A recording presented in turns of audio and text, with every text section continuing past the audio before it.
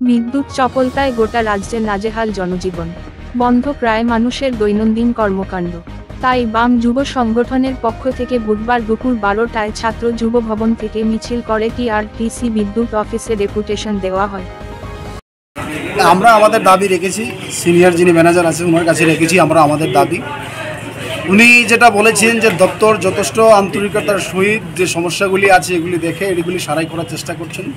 তো আমরা যেটা বলেছি ওনার কথা থেকে বক্তব্য থেকে যেটা পরিষ্কার হলো যে একটা দপ্তর পরিচালনার প্রশ্নে যে পরিমাণ কর্মী থাকা দরকার এই পরিমাণ কর্মী নেই, তাহলে স্বাভাবিকভাবে অ্যাট এ টাইম অনেকগুলি জায়গাতে মুভমেন্ট করা যাচ্ছে না।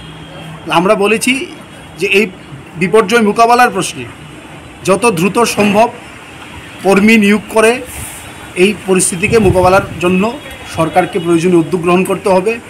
যদি কর্মী নিয়োগের প্রশ্নে কোনো ধরনের জটিলতা থাকে তাহলে হায়ার করে অন্তত এই যে বিপর্যয় সেটাকে মোকাবেলা করতে হবে, কারণ মানুষ প্রচণ্ড সমস্যায় রয়েছে। পানীয় জল নেই, টেলিকম ব্যবস্থা ভেঙে পড়েছে এবং আমাদের রাজ্যের যারা ইলেকট্রনিক প্রিন্ট মিডিয়া যারা এই দপ্তর এগুলি চালায় যারা তাদেরও সমস্যা হচ্ছে।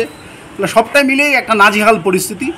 উনি যেটা বলেছেন আমাদের আশ্বাস দিয়েছেন যে আমরা দেখছি দপ্তর যতটুকু সম্ভব তাড়াতাড়ি আমরা এই পরিস্থিতিটাকে মোকাবেলা করে মানুষকে পরিত্রাণ দেওয়ার জন্য, এই হচ্ছে বিষয়।